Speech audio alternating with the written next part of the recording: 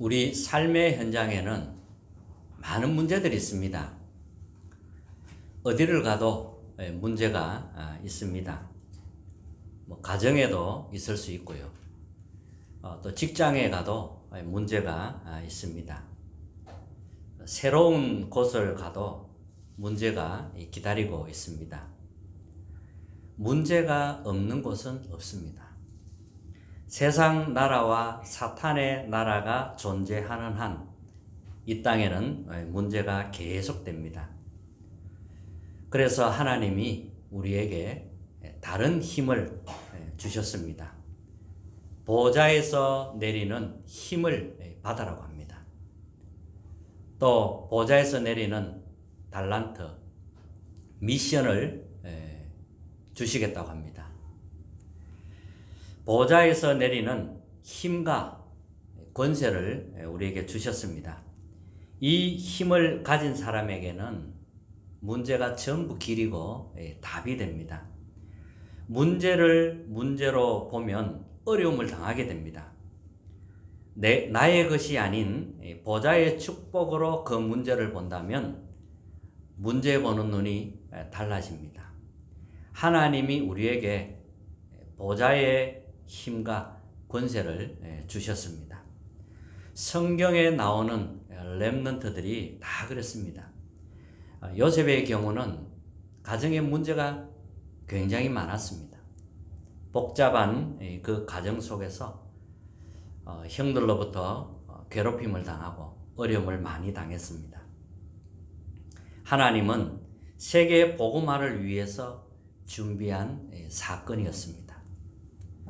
요셉은 이런 문제 속에서 기도하다가 하나님이 주신 꿈을 가지게 되지요.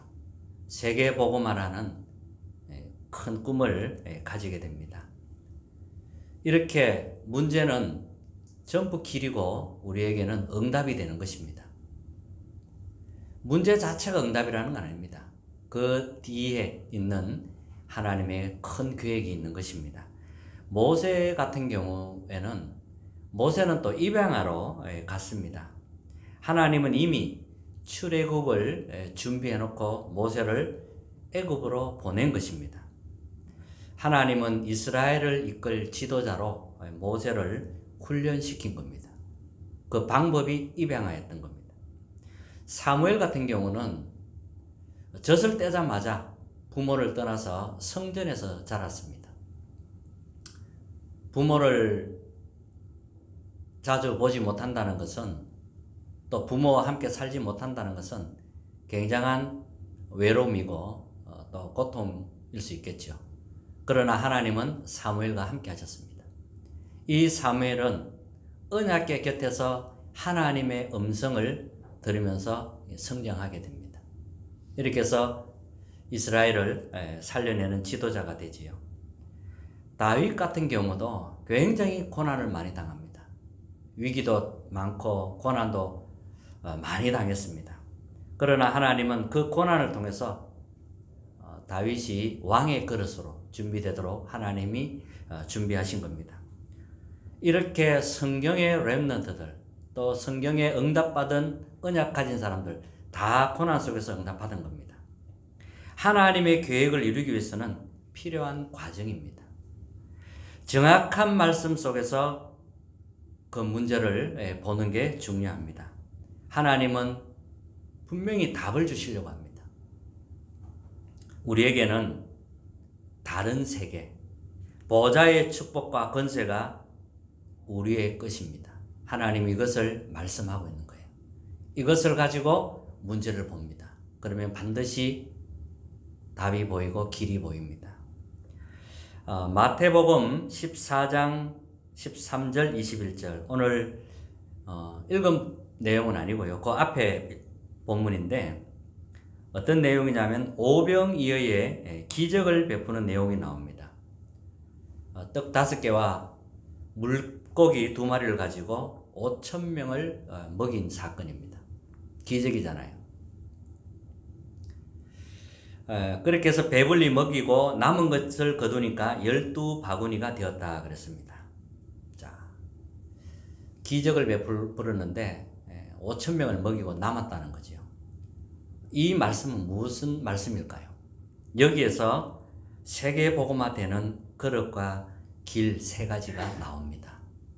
놀라운 하나님의 비밀이 숨겨져 있습니다. 예수님이 무리를 보시고 불쌍히 여겼다 그랬습니다. 우리가 사람을 볼 때 긍휼히 여기는 마음이 있어야 됩니다.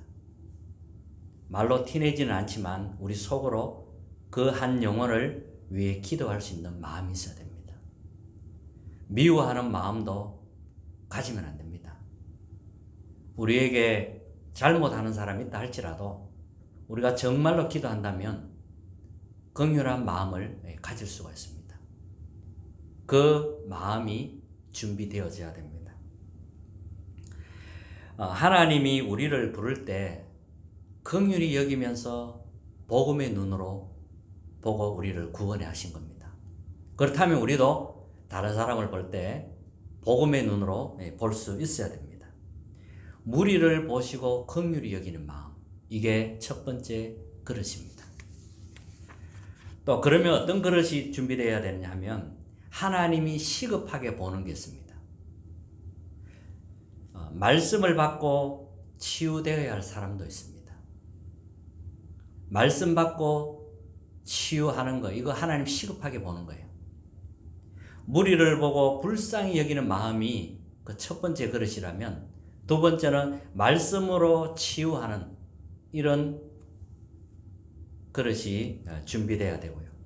그리고 가장 중요한 생명운동, 이게 세 번째입니다. 진짜 생명운동해야 됩니다. 기적보다 더 중요한 것은 생명운동입니다. 무리들은 배고픔 해결하는 게 목적이지만 진짜 제자는 생명운동하는 게 목적입니다. 그래서 살리는 것은 영이니 육은 무익하니라, 이렇게 말씀하신 겁니다. 자, 이후에 오늘 읽은 본문 오병이어 이후 사건 이후죠. 22절에 보면 예수님이 제자들을 재촉하여 배에 타고 앞서 건너편으로 가게 하시고 예수님은 혼자 산에 기도하러 가시니라. 오병이어의 기적을 베푸신 이후에 예수님은 혼자 조용히 산에 가서 기도하셨습니다. 그리고 제자들에게는 빨리 배를 타고 건너가라, 이렇게 이제 재촉하셨어요. 그런데 이제 제자들이 가는데 그동안에 바람이 불고 물결로 이제 막 배가 흔들리고 하니까 이제 어려움을 당한 거죠. 그때 예수님이 저 멀리서 바다 위로 걸어서 제자들에게 온 겁니다. 그 장면을 오늘 지금 말씀하고 있습니다. 26절에 보면 제자들이 보고 이제 예수님이 바다 위로 걸어오니까요, 유령이다, 이렇게 이제 본 거지요. 유령이 바다 위로 걸어온다고 무서워하여 소리 지르거늘 그랬습니다. 그때 예수님이 안심하라 그랬습니다. 나니까 두려워하지 말라, 이렇게 말씀하셨어요. 그때 이제 베드로가 주여 나도 주님처럼 물 위로 오라 하소서, 이렇게 말하지요. 베드로가 예수님 말을 듣고 그렇게 오라 하니까 이제 물 위로 걸어가는 겁니다. 근데 이게 물 위로 걸어가니까 물 위로 걸어지는 거예요. 놀라운 기적이죠. 근데 바람이 부니까 이제 무서워 이제 서서히 빠지는 걸 봅니다. 근데 소리를 질러가 주여 나를 구원하소서. 그때 예수님이 믿음이 적은 자여 왜 의심하였느냐, 이렇게 이제 예수님 말씀하신 내용입니다. 예배 드리면서 우리가 이제 무엇을 기억해야 되느냐 하면 말씀의 흐름을 잘 타야 됩니다. 나의 것으로는 응답받을 수가 없습니다. 그래서 다른 세계, 하나님의 것으로 응답을 받을 수가 있는 겁니다. 우리는 보좌의 백성입니다. 보좌의 축복과 하늘의 천군 천사들이 관련이 있습니다. 그래서 가장 중요한 게 뭐냐 하는 거죠. 정말로 하나님이 중요하게 보시는 것, 그걸 제대로 붙잡아야 되는 겁니다. 성경에서는 무엇을 말하고 있을까요? 성경은 한마디로 말하면 복음의 실체이신 그리스도를 말씀하고 있습니다. 구약 성경 39권은 그리스도를 보내겠다는 그 말씀을 계속하고 있는 겁니다. 그래서 피제사로 그리스도를 설명한 겁니다. 그리스도와 멀어지면, 이 피언약과 멀어지면 재앙이 찾아오게 되죠. 그리스도는 사탄을 무너뜨리는 이름입니다. 그리스도는 지옥 권세를 무너뜨리는 이름입니다. 계속 임하는 재앙을 없애는 이름이 그리스도입니다. 그 그리스도께서 오셨다는 거예요. 그게 신약 성경 27권입니다. 그리스도께서 오셨다는 거예요. 그 그리스도를 알고 만나고 체험하라는 겁니다. 그러면 근원적인 문제가 해결되고 치유가 되는 것입니다. 그리스도께서 제일 많이 하신 말씀이 무엇일까요? 그게 오늘 본문을 보면서, 그것도 오늘뿐만 아니라 예수님이 제일 무슨 말씀을 하셨냐면 마태복음 5장 3절을 보면 천국이 너희 것입니다 이렇게 말씀하셨습니다. 천국이 너희 것이다 이렇게 말씀하셨어요. 그리고 마태복음 6장 10절에 보면 하나님 나라가 임하도록 기도해라 이랬습니다. 또 마태복음 6장 33절에는 너희는 먼저 그의 나라와 의를 구하라. 마태복음 10장 7절에 보면 회개해라. 천국이 가까이 왔느니라. 계속 하나님의 나라, 천국이 너희 것이다 이 이야기를 하고 있는 겁니다. 또 마태복음 12장 28절에 보면 먼저 강한 자를 결박해라. 강한 자를 결박해라. 집을 건져내려면 집에 들어와 있는 도둑을 몰아내야 돼요. 그래서 강한 자를 결박하라는 겁니다. 자, 마태복음 13장 1절 58절에 보면 천국의 비밀을 가지고 천국의 비밀을 이제 비유를 가지고 설명한 겁니다. 겨자씨 비유, 누룩 비유, 보아밥 비유. 이제 지난주 이야기를 했죠. 천국 비밀을 이야기한 겁니다. 강한 자를 결박해라. 이 이야기를 하신 거예요. 그 성령이 임하고 사탄이 결박되면 하나님 나라가 임하였느니라. 천국은 겨자씨와 같은 겁니다. 아주 작지만 그 겨자씨가 큰 나무 된다는 거예요. 천국은 누룩과 같다는 거예요. 누룩이 빵 전체에 다 퍼져버립니다. 그렇게 크게 부풀게 하죠. 천국은 보화밭을 가진 것과 같다는 거예요. 그 비밀을 지금 말씀하고 있습니다. 그리고 사도행전 1장 3절에 보면 40일 동안 하나님 나라의 일을 말씀하셨습니다. 하나님 나라의 비밀, 그것을 말씀하고 있고요. 이 또 전도자 바울도 하나님 나라에 대해서 40일 동안 담대히 전했다 이런 말씀이 나오고요. 하나님의 나라, 천국 이런 비밀에 대해서 예수님이 제일 많이 말씀하신 겁니다. 우리가 세상에 살면서 가장 먼저 누려야 할 것이 바로 하나님의 나라입니다. 자, 오늘 세 가지 나라가 있는데요. 첫 번째, 사탄의 나라입니다. 자, 우리는 이 세상에 살고 있지만 눈에 보이지 않는 사탄의 나라가 있습니다. 이 사탄의 나라는 사탄이 장악하고 있는 세계를 말합니다. 사탄의 나라에 하나님 나라가 임하면 사탄의 나라는 무너지는 거죠. 어두움에 빛이 임하면 어둠은 사라지듯이 사탄의 나라에 하나님 나라가 임하면 사탄의 나라는 무너지게 되는 것입니다. 하나님 나라가 임하면 나와 집안을 무너뜨리는 조건들이 사라지게 되는 거죠. 하나님의 나라가 임해야 되는 거예요. 이 땅에는 사탄의 나라가 있는데 그것이 눈에 보이질 않습니다. 우리 몸에는 암세포가 있습니다. 이 암세포가 면역세포를 계속 공격합니다. 그런데 면역이 강하면 암세포가 힘을 못 쓰는 겁니다. 이 사탄은요, 조직을 만들었습니다. 창세기 3장, 창세기 6장, 창세기 11장으로 말미암아 사탄의 조직을 만들었습니다. 사탄이 요 창세기 3장, 6장, 11장을 가지고 조직을 만드는 거예요. 그래서 한국과 일본에는 우상숭배를 많이 하는 겁니다. 또 후진국일수록 집집마다 우상을 갖다 놓고 섬기는 거죠. 또 미국이나 유럽 같은 경우는 이제 고급스러운 작품을 만들어서 장악합니다.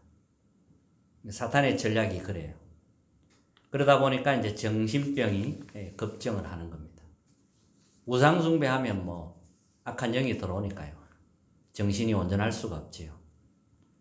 또 기술과 문화를 만들어내고 이렇게 해서 청소년을 다 장악한 겁니다.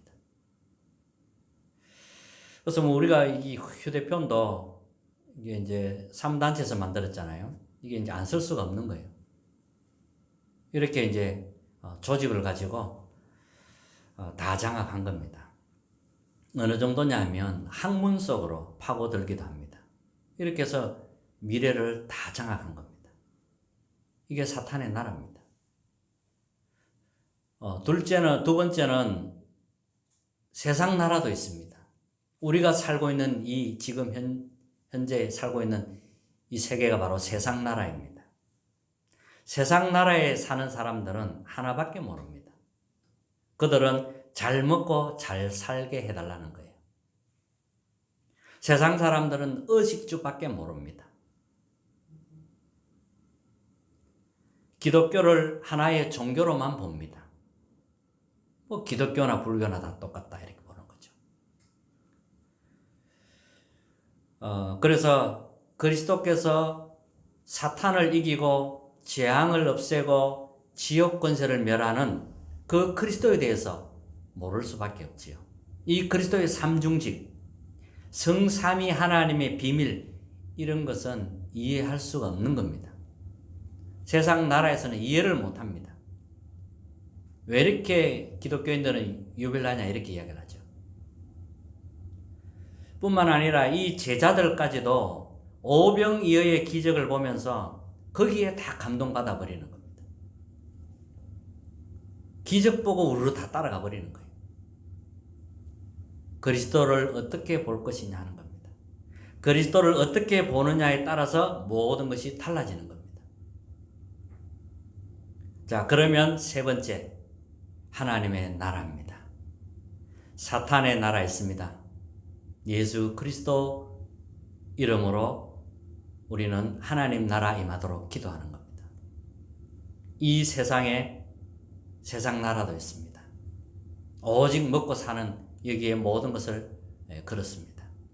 뿐만 아니라 우리는 이제 하나님의 나라를 사는 겁니다. 하나님 나라를 아는 소수를 통해서 하나님은 세계를 살리셨습니다. 그리스도께서 물 위를 걸으셨어요. 물 위에 걸을 사람 아무도 없죠. 걸으면 다 물에 빠지잖아요. 그리스도께서 걸은 겁니다. 창조주시니까 가능한 거죠. 당연히 뭐 어느 일도 아닌 겁니다. 근데 그게 중요하지 않다는 거예요. 그리스도가 누구냐 하는 겁니다. 그걸 정확하게 알아야 됩니다. 그리스도에 대한 정체성을 알아야 합니다. 그리스도를 만나고 체험하면 근원적인 치유가 일어납니다. 이것을 보고 하나님이 위에서 내리는 힘이라고 합니다. 하나님이 위에서 내리는 힘. 우리에게는 보좌의 능력으로 역사하십니다. 감사하지 않습니까? 위의 주인이신 하나님이 보좌의 능력으로 함께 하시고 역사하시는 겁니다. 왜? 하나님 나라 이루어야 하니까요. 많은 사람을 건져내야 하니까요. 이런 은혜와 축복을 받은 겁니다. 자, 결론입니다. 하나님의 나라를 아는 사람에게 오직 유일성 재창조의 응답을 주십니다. 또 평생의 달란트 전문성, 현장성이 나오게 됩니다. 그러면 이제는 응답을 찾아갔지만 응답이 오게 됩니다. 이제는 응답이 오는 거예요, 이제. 이것이 플랫폼입니다. 응답이 오니까요. 하나님이 언약의 사람이 있는 곳에 응답을 보내는 겁니다. 자, 우리가 언약을 붙잡고 하나님의 나라의 축복, 이 보좌의 비밀을 누리고 있으면 우리 자신이 플랫폼이 되는 거예요. 그래서 사람들이 오는 거예요. 이 언약 가진 한 사람에게 하나님은 사람을 붙이는 거예요. 축복이 그 사람에게 몰려오는 거예요. 내 한 사람이 언약을 가지고 가문에서 기도하면 그 한 사람 때문에 가문이 살아나는 겁니다. 직장에서 기도하면 그 한 사람 때문에 하나님 축복을 그 사람에게 몰아주는 거예요. 그게 플랫폼입니다. 근데 그 사람에게 가보니까 빛이 있는 거예요. 그게 파수망대라고 합니다. 또 가보니까 그 사람에게 메시지가 있는 거예요. 사람을 살리는 메시지가 있는 거예요. 답이 있는 거예요. 그걸 가지고 안테나라고 합니다. 이 모든 것이 하나님의 나라인 겁니다. 이런 응답들이 하나님을 준비해놓고 우리에게 주시는 거예요. 그래서 이번 한 주간도 나의 것이 아닌 하나님의 나라, 다른 세계를 누리는 그런 은혜가 있으시기를 주님의 이름으로 축복합니다.